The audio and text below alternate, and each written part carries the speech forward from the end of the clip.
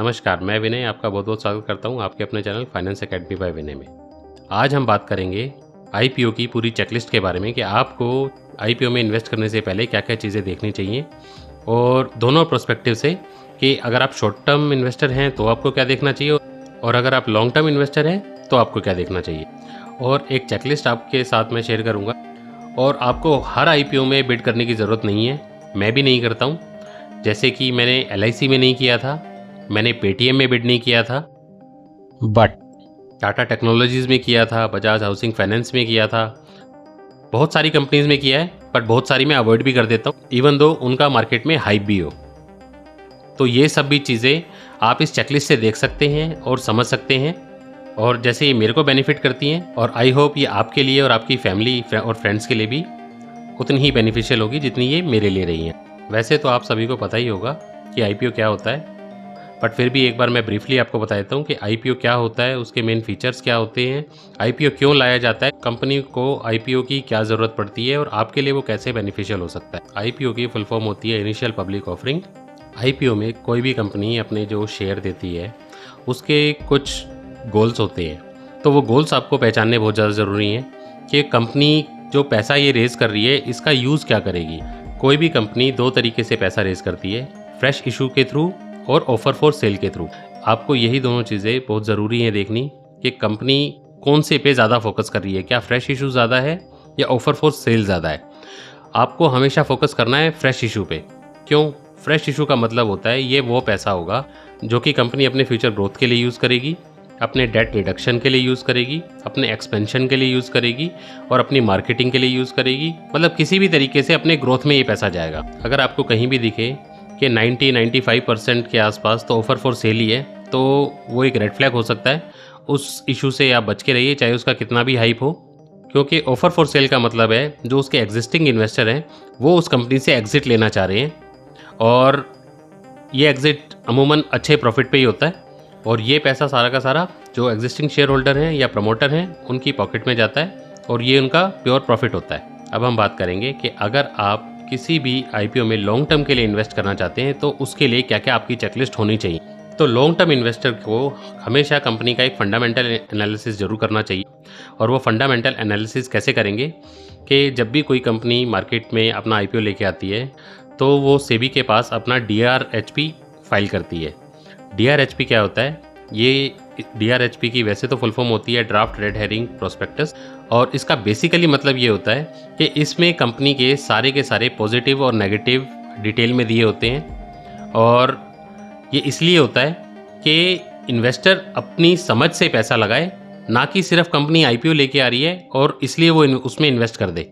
तो red herring इसे इसीलिए बोला जाता है कि इसमें नेगेटिव पार्ट्स भी होते हैं और वो आपको देख के पता चल जाएंगे अगर आप उसका ढंग से एनालिसिस करेंगे तो। और रेड हेरिंग प्रोस्पेक्टिव पढ़ने से आपको कुछ चीज़ें पता चलेंगी, जैसे कंपनी की प्रॉफिटेबिलिटी क्या है, उसका एबिटा ग्रोथ क्या है, उसके नेट प्रॉफिट्स क्या हैं, उसके ग्रोथ प्रोस्पेक्टिव्स क्या हैं, उसका पास्ट रेवेन्यू कैसा रहा है, उसका पास्ट प्रॉफिट कैसे रहे और कंपनी फ्यूचर में क्या करना चाहती है, किस तरीके से एक्सपेंड करना चाहती है, अपने बिजनेस को कैसे आगे बढ़ाएगी। और एक बहुत ज़्यादा इंपॉर्टेंट पॉइंट इसमें आएगा, जनरली कुछ ही कंपनी ऐसी होती हैं जो यूनिक बिजनेस के साथ आती हैं, नहीं तो बहुत सारी कंपनीज आपको आईपीओ में ऐसी मिलेंगी जिसका कोई ना कोई पीयर ग्रुप आपको मिल जाएगा। आपको अगर इंडिया में उसका पीयर ग्रुप नहीं मिल रहा है तो आप उसका रेफरेंस अमेरिका से भी ले सकते हैं या किसी अदर कंट्री से भी ले सकते हैं। जैसे कि जब जोमेटो लिस्ट हुआ था तो जोमेटो का इंडिया में पीयर वैसे तो स्विगी था, बट स्विगी लिस्टेड नहीं था, तो उसका रेफरेंस लेने के लिए आप अमेरिकन स्टॉक्स को देख सकते थे, आप चाइनीज़ स्टॉक्स को देख सकते थे जो कि लिस्टेड थे और उनके प्रॉफिट्स, उनके मार्जिन्स, उनका लिस्ट होने के बाद प्राइस एक्शन किस तरीके से रहा वो भी देख सकते थे। और एक होता है वैल्यूएशन मैट्रिक्स। वैल्यूएशन मैट्रिक्स हम पीई रेशियो से देख सकते हैं, पीबी रेशियो से देख सकते हैं। पीई रेशियो हो गया price to earning, PB ratio हो गया price to book. Price to book जिस तरीके से जैसे फाइनेंशियल इंस्टीट्यूशंस हैं हम उसमें देखते हैं, जो बजाज हाउसिंग फाइनेंस का आईपीओ था उसमें प्राइस टू बुक जो था वो 3 to 4 था और लिस्टिंग के बाद वो 6 to 7 चला गया था। तो आपको ये भी चेक करना है कि आप कंपनी को किस प्राइस पे ले रहे हैं और सिर्फ प्राइस देख के आपको कभी पता नहीं चलेगा, तो इसलिए आपको ये रेशियोज हमेशा देखनी पड़ती। और फिर हम करेंगे इसका क्वालिटेटिव एनालिसिस। अब क्वालिटेटिव एनालिसिस में क्या होगा, हम कंपनी की क्वालिटी चेक करेंगे। क्वालिटी में हम सबसे पहले तो बिजनेस मॉडल चेक करेंगे कि बिजनेस मॉडल कैसा है, फिर इंडस्ट्री चेक करेंगे कि वो किस इंडस्ट्री में काम करती है और उस इंडस्ट्री का प्रोस्पेक्ट कैसा है इंडिया में, और क्या उस कंपनी के पास किसी भी तरीके से कोई कॉम्पिटिटिव एडवांटेज है या नहीं है। कॉम्पिटिटिव एडवांटेज कैसे आप चेक करेंगे, एक एग्जांपल के थ्रू बताता हूँ मैं, कि जैसे स्विगी और जोमेटो। अब स्विगी और जोमेटो के कितने रेस्टोरेंट से टाई अप हैं, कितने शहरों में वो काम करते हैं, और दोनों की प्रॉफिट किस तरीके से है और दोनों के लॉसेस किस तरीके से हैं। क्योंकि जब जोमेटो भी आया था तब वो एक लॉस मेकिंग कंपनी थी, वो हाल फिलहाल में ही प्रॉफिटेबल हुई है। हालांकि प्रॉफिट माइन्यूट है बट प्रॉफिट है। वहीं दूसरी तरफ स्विगी अपना आईपीओ लेके आ रही है बट स्विगी अभी तक भी प्रॉफिटेबल है नहीं। इसी तरीके से जैसे एक एग्जांपल ले सकते हैं हम बिग बास्केट और ब्लिंकिट का। ब्लिंकिट जोमेटो के लिए एक बहुत अच्छा एक्विजिशन साबित हुआ, बट जिस टाइम इन्होंने ये एक्विजिशन किया था उस टाइम सब इसको एक डिज़ास्टर की तरह देख रहे थे कि ये इन्होंने एक लॉस मेकिंग कंपनी ले ली है, वो खुद लॉस मेकिंग है, लॉस मेकिंग के ऊपर फिर एक लॉस मेकिंग कंपनी। तो उसने जोमेटो का प्राइस 50 रुपये के आसपास कर दिया था, जो कि 76 पे लिस्ट हुआ था, उसका प्राइस 50 रुपये चला गया था और डबल हो गया था वो लिस्टिंग पे। और एक बहुत इंपॉर्टेंट चीज़ जो आपको कभी भी मिस नहीं करनी है अगर आप लॉन्ग टर्म के लिए किसी भी कंपनी में इन्वेस्ट कर रहे हैं, तो वो होता है कि आपको प्रमोटर का बैकग्राउंड ज़रूर चेक करना चाहिए। प्रमोटर का बैकग्राउंड कैसे चेक हो सकता है, आप गूगल पे भी जा सकते हैं, प्रमोटर का नाम डालेंगे, DRHP में आपको उनका नाम मिल जाएगा।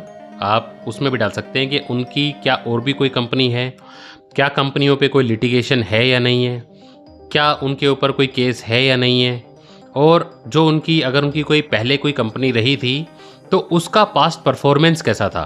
तो ये आपको देखना बहुत ज़्यादा ज़रूरी हो। और इसका भी जैसे एग्जांपल लेते हैं कि टाटा एक इंडिया की बहुत रिनाउंड कंपनी है, तो टाटा के तो नाम से ही अगर किसी कंपनी के आगे टाटा का नाम लग जाता है तो उसके आईपीओ में एक अलग ही हाइप हो जाती है, जैसा कि आप टाटा टेक्नोलॉजी के आईपीओ में भी देखा था। अब हम बात करेंगे शॉर्ट टर्म इन्वेस्टर की। शॉर्ट टर्म इन्वेस्टर को क्या देखना चाहिए। शॉर्ट टर्म इन्वेस्टर को वैसे तो शॉर्ट टर्म इन्वेस्टर का क्या गोल होता है, शॉर्ट टर्म इन्वेस्टर का गोल ही ये होता है कि वो जो ग्रे मार्केट प्रीमियम है सिर्फ ग्रे मार्केट प्रीमियम देखते हैं और अपने शेयर सेल करके निकल जाते हैं। बट आपको सिर्फ और सिर्फ ग्रे मार्केट प्रीमियम पे भी रिलाई नहीं करना है। क्यों नहीं करना है, क्योंकि ग्रे मार्केट प्रीमियम कहीं से भी रेगुलेटेड नहीं है। आप किसी अगर वेबसाइट से भी चेक करते हैं तो वहाँ भी कोई सही प्राइस आता नहीं है और कोई लाइव प्राइस आपके सामने अपडेट होता नहीं है। तो आप एग्जैक्टली ग्रे मार्केट प्रीमियम पे भी रिलाई नहीं कर सकते हैं। तो आपको देखना क्या चाहिए, आप देख सकते हैं उसका सब्सक्रिप्शन नंबर। सब्सक्रिप्शन नंबर का मतलब जैसे कोई आईपीओ आया 1 तारीख से 3 तारीख तक खुला हुआ है कि आप उसमें 1 तारीख से 3 तारीख तक वेट कर सकते हैं। तो आईपीओ इन्वेस्टिंग का एक थंब रूल आप मान लीजिए, अगर आप शॉर्ट टर्म इन्वेस्टर हैं तो कभी भी फर्स्ट डे पे भाग दौड़ के आपको सब्सक्राइब नहीं करना है कोई भी शेयर, क्योंकि आप तो सिर्फ जीएमपी के पीछे भाग रहे हैं। आप सिर्फ ग्रे मार्केट प्रीमियम देख रहे हैं जो कि रेगुलेटेड नहीं है, आपके सामने लाइव नंबर्स नहीं आ रहे हैं, आपको पता नहीं है कि एग्जैक्टली नंबर्स क्या हैं, क्योंकि हर वेबसाइट पे कुछ ना कुछ अलग नंबर आ रहे हैं। तो आपको देखना है QIB का सब्सक्रिप्शन क्या है, क्योंकि QIB होता है क्वालिफाइड इंस्टीट्यूशनल बायर्स, और क्वालिफाइड इंस्टीट्यूशनल बायर्स जैसे कि म्यूचुअल फंड्स, हेज फंड्स और फॉरेन के भी फंड्स इसमें पैसे लगाते हैं। तो आपको उनका सब्सक्रिप्शन पहले देखना चाहिए कि वो उसको सब्सक्राइब कर रहे हैं, नहीं कर रहे हैं, और कर रहे हैं तो कैसे कर रहे हैं।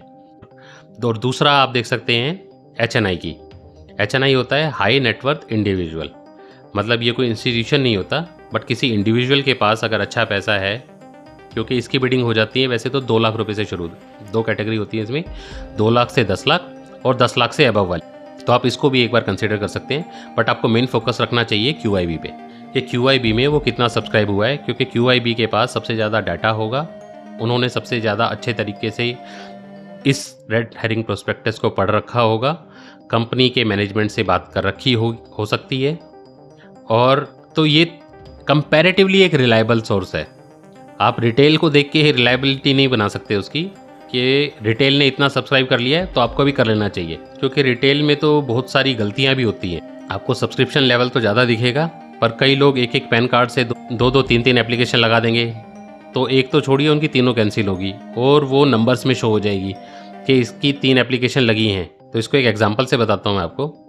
मैं भी कई सालों से आईपीओ में इन्वेस्ट कर रहा हूँ, पर पहली बार मुझसे भी एक गलती हुई जो कि मैं चाहूँगा कि आप समझें और आपसे ऐसी गलती ना हो।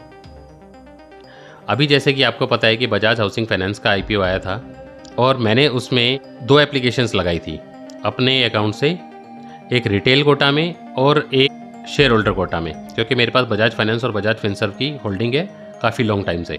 तो इसमें तो एक अच्छी बात ये थी कि मेरे को दोनों कैटेगरीज में ही शेयर अलॉट हो गए थे। मेरे को शेयर होल्डर कोटा में भी अलॉट हो गए और मेरे को शेयर होल्डिंग कैटेगरी में भी शेयर अलॉट हो गए थे। तो यहाँ तक तो कोई प्रॉब्लम थी नहीं। प्रॉब्लम आई मेरे को दूसरे अकाउंट में, जहाँ मैंने एप्लीकेशन लगाई थी और लगा के वो मैंने कैंसिल कर दी क्योंकि मेरे को अपनी बिड रिवाइज़ करनी थी। और गलती मुझसे कहाँ हो गई कि जो मैंने एप्लीकेशन कैंसिल कर दी थी, मैं उस कैंसिल्ड एप्लीकेशन की बिड को भीम UPI से एक्सेप्ट कर लिया और वो मेरा अमाउंट ब्लॉक हो गया। तो इसका मतलब मैं अब उस अमाउंट को यूज़ कर ही नहीं पाया। तो इस वजह से एक चांस निकल गया, हालांकि ये पूरा चांस ही होता है, इसमें हम शॉर्ट नहीं कह सकते कि अगर मैंने लगाया होता, मेरी बिड अगर सक्सेसफुल होती तो मेरे को उसके शेयर अलॉट हो ही जाते। तो ये एक चांस की बात है, बट एक चांस मिस हो गया मेरा। बट सेटिस्फेक्शन ये है कि मेरे को मेरे अकाउंट में दोनों कैटेगरीज में शेयर अलॉट हो गए। और एक इम्पॉर्टेंट चीज़ जो आप कर सकते हैं, अगर आप शॉर्ट टर्म के लिए इन्वेस्ट कर रहे हैं, लॉन्ग टर्म के लिए भी इन्वेस्ट कर रहे हैं, तो वो भी आपको करना चाहिए, क्योंकि मैं इसी तरीके से करता हूँ। मैं अपने एक्सपीरियंस से ही आपको सारी चीज़ें बता रहा हूँ कि कभी भी आपको फर्स्ट डे पे जाके अप्लाई नहीं करना है। फर्स्ट डे पे क्यों नहीं करना है? क्योंकि फर्स्ट डे पे आप सब्सक्रिप्शन नंबर देखिए। जैसे आप GMP का नंबर देखते हैं, उससे बेटर है कि आप सब्सक्रिप्शन का नंबर देखिए कि सब्सक्रिप्शन का नंबर किस तरीके से जा रहा है। बुल मार्केट में हालांकि सब्सक्रिप्शन का नंबर हमेशा हाई होगा और बियर मार्केट में तो खैर IPO आते ही नहीं है। कोई रेयर कंपनी होगी जो बियर मार्केट में अपना IPO लेके आएगी, वरना जिनके भी प्लान होते हैं वो सारे डेफर कर देते हैं। कोई भी बियर मार्केट में अपना IPO लेके ही नहीं आता है, क्योंकि उन्हें पता है कि लोगों में फियर है और अभी वो पैसा लगाने के लिए एग्री नहीं है या वो नहीं चाहेंगे पैसा लगाना, तो वो IPO वैसे ही फेल हो जाएगा और उनका सारा जो इन्वेस्टमेंट, IPO लाने में भी इन्वेस्टमेंट लगती है, तो उनकी वो सारी इन्वेस्टमेंट ख़राब हो जाएगी। और अगर वो सब्सक्राइब ना हुआ पूरा, तो वो IPO वैसे ही कैंसिल हो जाएगा और कंपनी का नाम ख़राब होगा वो वाला। तो फर्स्ट डे अप्लाई ना कीजिए। अगर 3 दिन के लिए वो खुला है तो आप क्या कर सकते हैं कि फर्स्ट डे भी देखिए, सेकंड डे भी देखिए। अगर कंपनी कोई मीडियोकर है, अगर बहुत ज़्यादा हाइप नहीं है, जैसे बजाज फाइनेंस का था, LIC का था, या जैसे आप कह सकते हैं टाटा टेक्नोलॉजीज़ का था, इस तरीके की हाइप्ड अप कंपनीज़ नहीं हैं, तो आप थर्ड डे को जाके सब्सक्राइब करें इसको। एक प्रो टिप मैं आपको देना चाहता हूँ, अगर कंपनी इस तरीके की है जैसा कि मैंने आपको जिक्र किया, कंपनी टाटा टेक्नोलॉजी जैसी है, company Bajaj finance, Bajaj housing जैसी है, कंपनी LIC जैसी है, मतलब जिसका मार्केट में बहुत ज़्यादा हाइप है, जिसका सब्सक्रिप्शन कई गुना जा रहा है। अब जैसे बजाज हाउसिंग फाइनेंस में ही सिर्फ कंपनी ने 6,000 करोड़ रुपए के आसपास मांगे थे और कंपनी को मिले थे लगभग 4 लाख करोड़। 4 लाख करोड़ रुपए की एप्लीकेशन आई थी और उस एप्लीकेशन में एक मेरी भी थी जो कैंसिल हो गई थी, क्योंकि मैंने गलत एप्लीकेशन को ऑथराइज कर दिया था। तो मेरा अमाउंट ब्लॉक हो गया, बट वो एप्लीकेशन मेरी ख़राब हो गई, कोई ना IPO लगा और पैसे मेरे ब्लॉक हो गए, वो अलग। तो ये गलती आप ना करें। और यही मेरी एक चेकलिस्ट है जो कि मैं फॉलो करता हूँ और आप भी फॉलो करेंगे तो आपको भी डेफिनेटली इससे कुछ ना कुछ बेनिफिट हो। तो आज की वीडियो यहीं तक थी। आपका देखने के लिए बहुत बहुत धन्यवाद। और अगर आपको अच्छी लगी हो तो प्लीज़ अपने फ्रेंड्स एंड फैमिली के साथ ज़रूर शेयर कीजिए। और अगर आपके कोई कमेंट हैं, कोई सजेशंस हैं या कोई वीडियो की रिक्वेस्ट है तो प्लीज़ आप कमेंट बॉक्स में लिख के बता सकते हैं। Thank you so much.